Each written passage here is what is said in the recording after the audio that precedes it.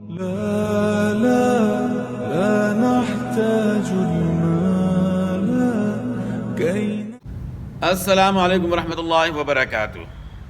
امید کرتا ہوں سب ساتھی خیر و عافیت کے ساتھ ہوں گے۔ اور اس سے پہلے جو ہے ہم نے مخارج الحروف اور صفات الحروف سیریز جو ہے نا الحمدللہ مکمل کر لی، اور اب ہم نے جو ہے نا تجوید کے دیگر احکام اللہ کے فضل و کرم سے سیکھنے ہیں، اور اب ہم نے جو ہے وقف کے متعلق جو ہے نا جاننا ہے، اور وقف کی جتنی بھی اقسام ہیں ان کے متعلق انشاءاللہ مرحلہ وار بات ہوگی۔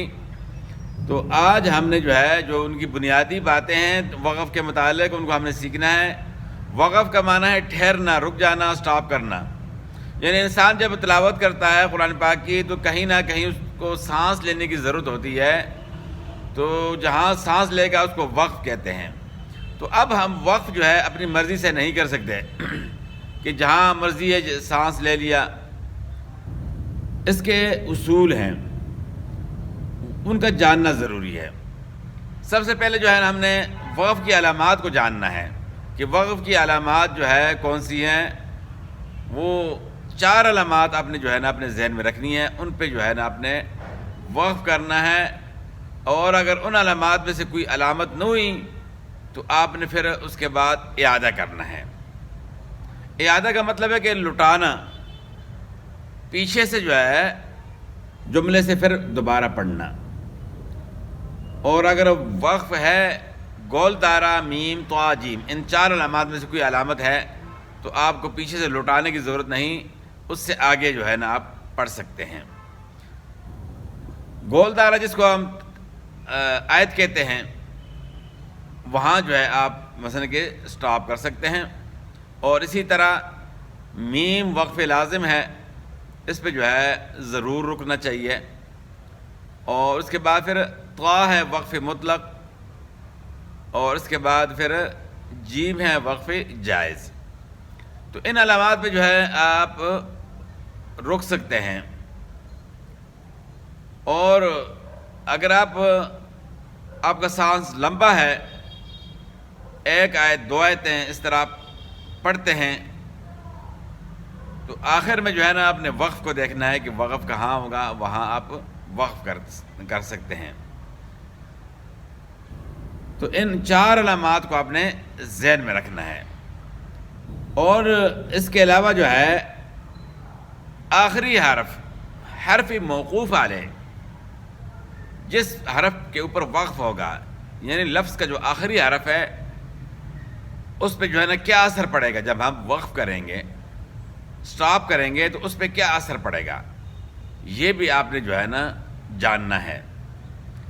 زبر زیر پیش ہے تو وہ حرف جو ہے ساکن ہو جائے گا۔ ساکن کا مطلب ہے کہ اس کا کوئی کام نہیں ہوگا۔ ایک ہے متحرک ہے کہ ساکن۔ ساکن کا مطلب ہے کہ وہ اپنے سے پہلے حرف کا محتاج ہوتا ہے، یعنی اس کے اوپر نہ زبر نہ زیر نہ پیش نہیں پڑی جائے گی، بلکہ سکون یعنی جزم پڑا جائے گا۔ اسی طرح 2 زیر ہیں 2 پیش ہیں تو پھر بھی آپ کو حرف موقوف علیہ ساکن کرنا پڑے گا۔ لیکن اگر 2 زبر ہیں جس حرف کے اوپر آپ وقف کر رہے ہیں، یعنی اس لفظ کا آخری حرف جس پہ وقف ہو رہا ہے، اگر وہ 2 زبر کی تنوین ہے تو اس کو الف سے تبدیل کیا جائے گا۔ جیسا کہ والعادیات ضبحا ہے تو ضبحا، قدحا ہے تو قدحا۔ تو یہ بات آپ نے جو ہے ذہن میں رکھنی ہے۔ اس کے علاوہ گول تا جو ہا کی شکل میں ہوتی ہے، وہاں آپ وقف کریں گے تو اس کو ہائے ساکنہ سے تبدیل کریں گے، یعنی آخر میں ہا کی آواز آئے گی، جیسا کہ وَيْلٌ لِكُلِّ ہُمَزَةٍ لُمَزَةٍ، یہاں جو تا جو ہے ہائے ساکنہ سے تبدیل ہو گئی، یعنی تا آپ نے نہیں پڑھنی۔ جس طرح باقی حروف آپ جو ہے وقف کرتے ہیں اس کو ساکن کر لیتے ہیں تو وہی حرف جو ہے آپ ادا کرتے ہیں، لیکن گول تا جو ہے اس کو اس طرح نہیں پڑھنا، یہ جو ہے ہائے ساکنہ سے تبدیل ہوگی. وَيْلٌ لِكُلِّ هُمَزَةٍ لُمَزَةٍ الَّذِي جَمَعَ مَالًا وَعَدَّدَهُ، یعنی ہائی ادا ہوگی، جہاں بھی تا ہو گول تا ہوگی اس پہ وقف ہوگا، اس کو آپ نے ہائی ساکنہ سے تبدیل کرنا ہے. اور اسی طرح جہاں کھڑا زبر ہے تو کھڑا زبر وقف میں کھڑا زبر ہی پڑھا جائے گا، اس حرف کو آپ نے ساکن نہیں کرنا. اس طرح والضحى آپ وقف کر رہے ہیں، سانس بھی لے رہے ہیں لیکن کھڑا زبر پڑھ رہے ہیں، اس کو آپ ساکن نہیں کر رہے. واللیل اذا یغشى، یہاں بھی کھڑا زبر ہے تو آپ وقف میں کھڑا زبر کو کھڑا زبر ہی پڑھیں گے. ہاں کھڑی زہر ہے، الٹا پیش ہے، تو اس کو آپ نے ساکن کرنا ہے، اس کو آپ نے اسی طرح نہیں پڑھنا، سوائے کھڑا زبر جو ہے اس کو آپ نے کھڑا زبر وقف میں پڑھنا ہے. تو اسی طرح حروف مدہ جو ہے آخر میں ہے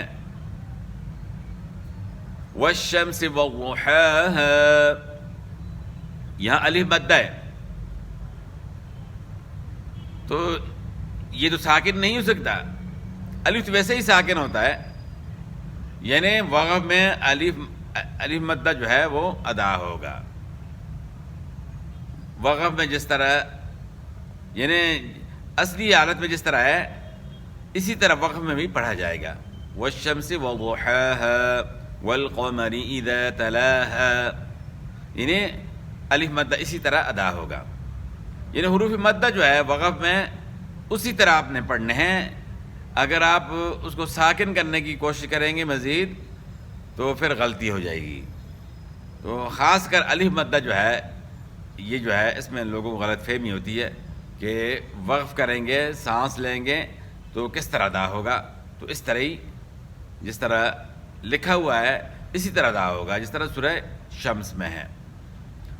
اور باقی کھڑا زبر وقف میں کھڑا زبر ہی پڑھا جائے گا، جس طرح سورہ ضحیٰ ہو گیا، سورہ لیل. تو امید کرتا ہوں کہ یہ بنیادی باتیں جو ہے آپ ذہن میں رکھیں گے، اور مزید وقف کے بارے میں انشاءاللہ آگے ہم نے جو ہے نا بات کرنی ہے، لیکن یہ ابتدائی باتیں تھیں وقف کے بارے میں. تو آپ نے جہاں علامت ہے آپ نے وہاں اس طریقے سے جو ہے وقف کرنا ہے. ہاں اگر علامت نہیں ہے پھر آپ نے اعادہ کرنا ہے. اعادہ کا مطلب ہے کہ لٹانا، پیچھے سے لٹا کر، جملے سے لٹا کر پڑھنا. تو باقی بات انشاءاللہ اگلی ویڈیو میں کریں گے. تو ویڈیو اگر پسند آئی ہے تو آگے جو ہے شیئر کریں، لائک کریں اور چینل کو سبسکرائب کریں. تو باقی ملتے ہیں اگلی ویڈیو میں. والسلام.